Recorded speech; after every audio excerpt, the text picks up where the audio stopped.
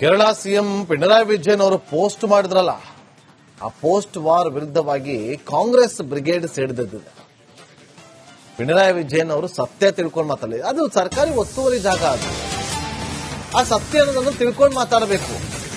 ಚುನಾವಣೆ ಇದೆ, ನಾವು ಓಟ್ ಗಿಟ್ಟಿಸ್ಕೊಂಬಿಡೋಣ ಅನ್ನೋದನ್ನ ಬಿಟ್ಬಿಡಿ. ಸುಖಾಸುಮ್ಮನೆ ಚುನಾವಣೆ ಇದೆ ಅನ್ನೋ ಕಾರಣಕ್ಕೋಸ್ಕರ ಆ ದೃಷ್ಟಿಯಿಂದ ಆರೋಪ ಮಾಡೋದು ಸರಿಯಲ್ಲ ಅಂತೇಳಿ ಸಚಿವ ಸಂತೋಷ್ ಲಾಡ್ ಗರಂ ಆಗಿದ್ದಾರೆ. ಡಿಕೆ ಶಿವಕುಮಾರ್ ಅವರು ಕೂಡ ಕೌಂಟರ್ ಕೊಟ್ಟಿದ್ದಾರೆ. ಸತ್ಯ ತಿಳ್ಕೊಂಡು ಮಾತಾಡ್ರಿ, ಸುಮ್ಮನೆ ಏನೇನೋ ತಲೆಗೆ ಬಂದಾಗೆಲ್ಲ ಮಾತಾಡಬೇಡಿ ಅಂತೇಳಿ ಇಂಡೈರೆಕ್ಟ್ ಆಗಿ ಪಿಣರಾಯಿ ವಿಜಯನ್ ಅವರಿಗೆ ಸಂದೇಶ ಕೊಟ್ಟಿದ್ದಾರೆ.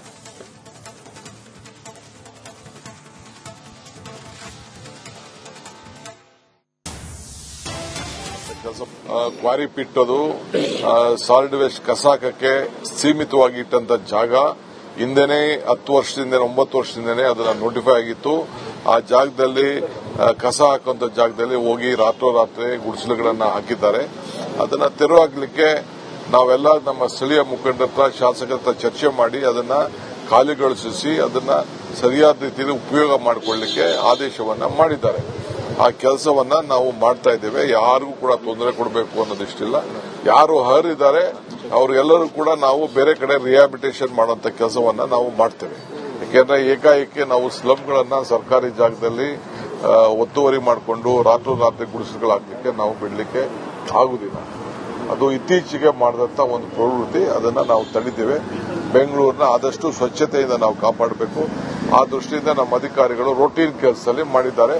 ನಾನು ವರದಿ ಕೇಳಿದ್ದೀನಿ, ವರದಿ ಕೊಡ್ತಾ ಇದ್ದಾರೆ. That is all political statement, political protest and anything. We don't want anyone to this one. Without knowing the fact, I should mister Pinarayi should not interfere with our state affairs. It is all political gimmicks. ಅವರಿಗೆ election ಬಂದಿದೆ ಅಲ್ಲ, ಅದಕ್ಕೆ ಹಂಗೆ ಹೇಳ್ತಾರೆ ಅವರು. ಕಾಂಗ್ರೆಸ್ನ ಇತಿಹಾಸ ಇದೆ. ಕಾಂಗ್ರೆಸ್ ಯಾರಿಗೆ ಅಪೀಸ್ಮೆಂಟ್ ಆಗಿರಲಿ ಅಥವಾ ಯಾರು, ಕಾಂಗ್ರೆಸ್ನ ಇತಿಹಾಸ ಇಡೀ ದೇಶದ ಇತಿಹಾಸ ನಿಮ್ಗೆ ಗೊತ್ತಿದೆ. ಎಲ್ಲಾ ಸಮಾಜದವ್ರನಿಗೆ ಒಡ್ಡುಗೂಡಿಸಿ ಹೋಗ್ತಕ್ಕಂಥದ್ದು ಐಡಿಯಾಲಜಿಲಿ ಇರ್ತಕ್ಕಂಥ ಕಾಂಗ್ರೆಸ್ ಪಕ್ಷ. ಸೊ ಯಾರಿಗೆ ಪರ ಆಗ್ಲಿ ವಿರೋಧ ಮಾಡಕ್ ಹೋಗೋದಿಲ್ಲ ನಾವು. ಅವ್ರಿಗೆ ಈಗ ಎಲೆಕ್ಷನ್ ಹತ್ರ ಬಂದೈತೆ, ಅದಕ್ಕೆ ಮುಖ್ಯಮಂತ್ರಿ ಆ ರೀತಿ ಮಾತನಾಡ್ತಾರೆ.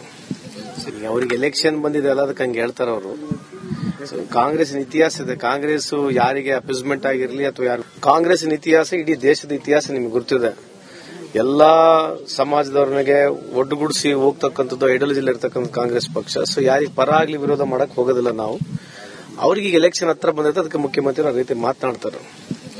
ಅವರಿಗೆ ಎಲೆಕ್ಷನ್ ಬಂದಿದೆ ಅಲ್ಲ, ಅದಕ್ಕೆ ಹಂಗೆ ಹೇಳ್ತಾರೆ ಅವರು. ಕಾಂಗ್ರೆಸ್ನ ಇತಿಹಾಸ ಇದೆ. ಕಾಂಗ್ರೆಸ್ ಯಾರಿಗೆ ಅಪೀಸ್ಮೆಂಟ್ ಆಗಿರಲಿ ಅಥವಾ ಯಾರು, ಕಾಂಗ್ರೆಸ್ನ ಇತಿಹಾಸ ಇಡೀ ದೇಶದ ಇತಿಹಾಸ ನಿಮ್ಗೆ ಗೊತ್ತಿದೆ. ಎಲ್ಲಾ ಸಮಾಜದವ್ರನಿಗೆ. ಇನ್ನು ಸಚಿವ ಪ್ರಿಯಾಂಕ್ ಖರ್ಗೆ ಅವರು ಕೂಡ ಪಿಣರಾಯಿ ವಿಜಯನ್ ವಿರುದ್ಧ ಕಿಡಿಕಾರಿದ್ದಾರೆ. ಸುಮ್ಮನೆ ಕೇರಳದಲ್ಲಿ ದಲಿತ ಯುವಕನನ್ನ ಹೊಡೆದಿದ್ದಾರೆ, ಅವರ ಅಂಗಳದಲ್ಲಿ ಆದ ಘಟನೆ ಬಗ್ಗೆ ನಾವು ಮಾತಾಡ್ತಾ ಇಲ್ಲ. ನಾವು ಕಾನೂನು ಪ್ರಕಾರ ತೆರವು ಕಾರ್ಯವನ್ನ ಮಾಡಿದ್ದೀವಿ ಅಂತ ಕೌಂಟರ್ ಅನ್ನ ಕೊಟ್ಟಿದ್ದಾರೆ. ಸಚಿವ ಪ್ರಿಯಾಂಕ್ ಖರ್ಗೆ ಅವರು ಕಿಡಿಕಾರರು ಪಿಣರಾಯಿ ವಿಜಯನ್ ವಿರುದ್ಧವಾಗಿ. ದಲಿತ ಯುವಕನನ್ನ ಹೊಡೆದಿದ್ದಾರೆ ಕೇರಳದಲ್ಲಿ, ಅವರ ಅಂಗಳದಲ್ಲಿ ಆದ ಘಟನೆ ಬಗ್ಗೆ ನಾವು ಮಾತಾಡ್ತಾ ಇಲ್ಲ. ಕಾನೂನು ಪ್ರಕಾರ ತೆರವು ಕಾರ್ಯವನ್ನ ಮಾಡಿದ್ದೀವಿ ಅಂತ ಹೇಳಿ ಪಿಣರಾಯಿ ವಿಜಯನ್ ವಿರುದ್ಧ ವಾಗ್ದಾಳಿ ನಡೆಸಿದ್ದಾರೆ ಪ್ರಿಯಾಂಕ್ ಖರ್ಗೆ ಅವರು. ಅವ್ರು ಮಾಡ್ತಿರೋದು ರಾಜಕೀಯ, ಚುನಾವಣೆ ಹಿನ್ನೆಲೆ ಈ ಬಗ್ಗೆ ಮಾತಾಡ್ತಾ ಇದ್ದಾರೆ ಅಂತ ಹೇಳಿದ್ದಾರೆ.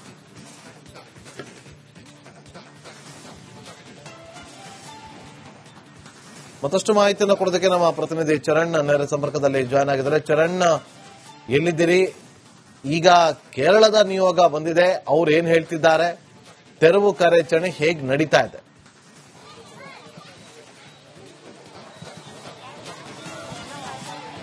ಎಸ್ ನಾಗೇಂದ್ರ ಬಾಬು, ಪ್ರಮುಖವಾಗಿ ಏನು ಕೋಗಿಲು ಕ್ರಾಸ್ ನಲ್ಲಿರುವಂತಹ ಈ ಒಂದು ಶ್ರೀನಿವಾಸಪುರದ ನಿವಾಸ ಏನಿದೆ, ಈ ಒಂದು ನಿವಾಸವನ್ನ ಸಂಪೂರ್ಣವಾಗಿ ಜಿಬಿಎ ಅಧಿಕಾರಿಗಳು ಒತ್ತುವರಿ ತೆರವು ವಿಚಾರದಲ್ಲಿ ಒಂದು ತೆರವು ಕಾರ್ಯವನ್ನ ಮಾಡಲಾಗಿರುವಂತದ್ದು. ಅಂತ ಹೇಳಿದ್ರೆ ಸಂಪೂರ್ಣವಾಗಿ ಏನು ಜಾಗವನ್ನ ಒತ್ತುವರಿ ಇದಾದ ಬಳಿಕ ಸುಮಾರು ತೆರವು ಆದಾಗಿನಿಂದ ಕೂಡ ಇಲ್ಲಿನ ನಿವಾಸಿಗಳು ಅದೇ ಜಾಗದಲ್ಲಿ ಪ್ಲಾಸ್ಟಿಕ್ ಟೆಂಟ್ ಅನ್ನ ಹಾಕಿಕೊಂಡು ವಾಸ ಮಾಡುವಂತಹ ಕೆಲಸವನ್ನ ಮಾಡಿದ್ರು. ಆದ್ರೆ ಎಲ್ಲೋ ಒಂದು ಕಡೆಯಲ್ಲಿ ಇದೀಗ ಈ ಒಂದು ವಿಚಾರ ಕೇರಳದಲ್ಲೂ ಕೂಡ ಚರ್ಚೆಗೆ ಶುರುವಾಗಿರುವಂತದ್ದು. ಪ್ರಮುಖವಾಗಿ ರಾಜಕೀಯ ಉದ್ದೇಶಗಳನ್ನ ಇಟ್ಟುಕೊಂಡು ಕೇರಳದಲ್ಲಿ ಈ ವಿಚಾರಗಳು ಚರ್ಚೆ ಆಗ್ತಾ ಇದೆ ಅನ್ನುವಂತಹ ಒಂದಿಷ್ಟು ಅಂಶಗಳು ಹೊರಬರ್ತಾ ಇದೆ. ಯಾಕಂತ ಹೇಳಿದ್ರೆ LDF ಮತ್ತೆ UDF ನ ನಡುವಿರುವಂತಹ ಸಂಘರ್ಷ ಏನಿದೆ, ಈ ಒಂದು ಸಂಘರ್ಷ ಇದೀಗ ರಾಜ್ಯಕ್ಕೂ ಕೂಡ ಬಂದು ತಲುಪಿರುವಂತದ್ದು. ಯುಡಿಎಫ್ ಕಾಂಗ್ರೆಸ್ ನೇತೃತ್ವದ ಸರ್ಕಾರ ಆಗಿರೋದ್ರಿಂದಾಗಿ ಈ ಹಿಂದೆ ಡಿಸೆಂಬರ್ 13ನೇ ತಾರೀಕು ಎಲ್ಡಿಎಫ್ಗೆ ತೀರಾ ಹಿನ್ನಡೆಯಾಗಿತ್ತು. ಅದಾದ ಬಳಿಕ ಈ ಒಂದು ಘಟನೆಯನ್ನ ಈಗ ರಾಜಕೀಯವಾಗಿ ಬಳಸಿಕೊಳ್ಳೋದಿಕ್ಕೆ ನಿರ್ಧಾರವನ್ನ ಕೂಡ ಮಾಡಿರುವಂತದ್ದು. ಒಂದೆಡೆ ಒತ್ತುವರಿ ಕಾರ್ಯ ನಡೀತಾನೆ ಇದೆ, ಸಾಗಿ ಬರ್ತಾನೆ ಇದೆ, ಯಾವುದೇ ರೀತಿಯಾದಂತಹ ಮುಲಾಜಿಲ್ಲದೆ ಒತ್ತುವರಿ ಮಾಡುವಂತಹ ಕೆಲಸವನ್ನ ಮಾಡ್ತಾ ಇದೆ.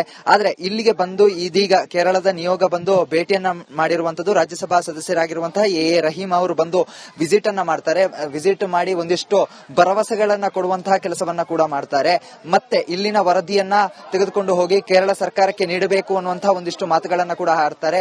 ಇದರೊಂದಿಗೆ ಎಲ್ಲೋ ಒಂದು ಕಡೆ ರಾಜಕೀಯವಾಗಿ ಟಾರ್ಗೆಟ್ ಮಾಡಿಕೊಂಡು ಬುಲ್ಡೋಸರ್ ನೀತಿಯನ್ನ ರಾಜ್ಯ ಸರ್ಕಾರ ಮಾಡ್ತಾ ಇದೆ ಅನ್ನುವಂತಹ ಮಾತನ್ನ ಆಡ್ಕೊಂಡು ಇಲ್ಲಿನ ಜನರ ಮನವನ್ನ ಒಲಿಸುವ ಮೂಲಕ ರಾಜಕೀಯವಾಗಿ ಬಲಪಡಿಸಿಕೊಳ್ಳೋದಕ್ಕೆ ನಿರ್ಧಾರಗಳನ್ನ ಮಾಡಿದಂತ ರೀತಿ ಕಾಣಿಸ್ತಾ ಇದೆ.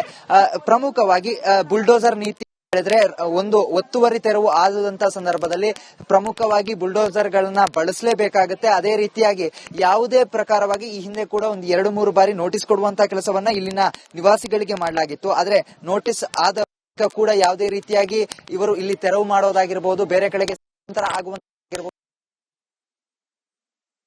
ಕೂಡ ತೆರವುಗೆ ಮಾಡಲಿಕ್ಕೆ ಇವರು ಯಾವುದೇ ರೀತಿಯಾದಂತಹ ಸ್ಪಂದನೆ ನೀಡದ ಹಿನ್ನೆಲೆಯಲ್ಲಿ ಏಕಾಏಕಿಯಾಗಿ ಬಂದಂತಹ ಜಿಬಿ ಅಧಿಕಾರಿಗಳು ಜೆಸಿಬಿ ಬಂದು 200ಕ್ಕೂ ಹೆಚ್ಚು ಮನೆಗಳನ್ನ ಹಾಕಿದ್ರು.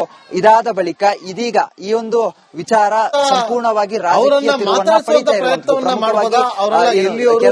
ಯಾವತ್ ಬಂದ್ರು ಇಲ್ಲಿಗೆ ಬಂದು ಎಷ್ಟ್ ದಿನ ಆಯ್ತು? ಈಗ ಅದು ಸರ್ಕಾರಿ ಜಾಗ ಅನ್ನೋದು ಅವ್ರಿಗೆ ಗೊತ್ತಿರ್ಲಿಲ್ವಾ? ಗೊತ್ತಿದ್ದು ಕೂಡ ಅಲ್ಲಿ ಒತ್ತುವರಿ ಮಾಡ್ಕೊಂಡಿದ್ರ? ಅವರನ್ನ ಮಾತಾಡಿಸುವಂತ ಪ್ರಯತ್ನವನ್ನ ಮಾಡ್ಬೋದಾ ಚರಣ್?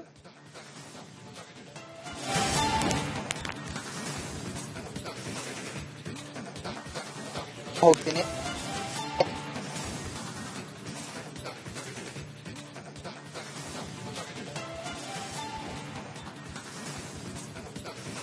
ಸರ್ಕಾರಿ ಜಾಗ ಅಂತ ಗೊತ್ತಿತ್ತ? ಹೌದು, ಗೊತ್ತಿತ್ತು ಸರ್ಕಾರಿ ಜಾಗ ಅಂತ ನಮ್ಗೆ ಗೊತ್ತಿತ್ತು. ನಾವು ಬಂದು 35 ವರ್ಷ ಆಯ್ತು ಇಲ್ಲಿ ಬಂದು. ನಾವು ಸರ್ಕಾರ ಸಿಗ್ನೆ ಬೆಲೆಗಳ ಮಾಡಿಕೊಟ್ಟಿದ್ರು. ನಾವು ನಮ್ದು ಎಲೆಕ್ಷನ್ ನಾವೆಲ್ಲ ಓಟ್ ಎಲ್ಲ ಹಾಕಿದೀವಿ. ನಮ್ ರೇಷನ್ ಕಾರ್ಡು ಇದೆ, ಆಮೇಲೆ ಎಲೆಕ್ಟ್ರಾನಿಕ್ ಬಿಲ್ಲು ಇದೆ. ನಾವು ಎಲ್ಲ ನಮ್ಗೆ ಸಹಾಯ ಮಾಡಿದ್ರು. ಇಲ್ಲಿ ನಾವು ಚಂದಾಗಿದ್ರು. ಇಲ್ಲಿ ಮಧ್ಯ ಬಂದ್ಬಿಟ್ಟು ನಾವು ಎಲ್ಲೋ ಊರಿಗೆ ಹೋಗಿದ್ರು. ಇಲ್ಲಿ ಬಂದು ನೋಡಿದ್ರೆ ಎಲ್ಲ ಡೆಮಾಲಿಷನ್ ಮಾಡ್ದಿಕ್ಕಿದ್ರು. ನೋಟಿಸ್ ಏನಾದ್ರು ಕೊಟ್ರ ನಿಮ್ಗೆ ತೆಗಿಬೇಕಾ? ನೋಟಿಸ್ ಏನು ಕೊಟ್ಟಿಲ್ಲ ನಮ್ಗೆ ಗೊತ್ತೇ ಇಲ್ಲ. ಹೊಡೆದಾಗಿರೋದು ನಾವು ಅಲ್ಲಿ ನಾವು ಗುರುಗಳು ನಾವು ದರ್ಗಾ ಹೋಗಿದ್ರು ಸಂದಲ್ಗೆ. ಆಮೇಲೆ ಫೋನ್ ಬಂತು, ಈ ತರ ಹೊಡೆದಾಗ್ಬಿಟ್ಟಿದ್ರು ಅಂದ್ಬಿಟ್ಟು. ನನ್ಗೆ ತಿರ್ಗಾಲಿಂದ ಬರೋಕೆ ಕಾಸು ಇದ್ದಿಲ್ಲ. ಯಾರೋ ಬೇರೆಯವ್ರ ತಗೋ ಒಂದು 500 ರೂಪಾಯಿ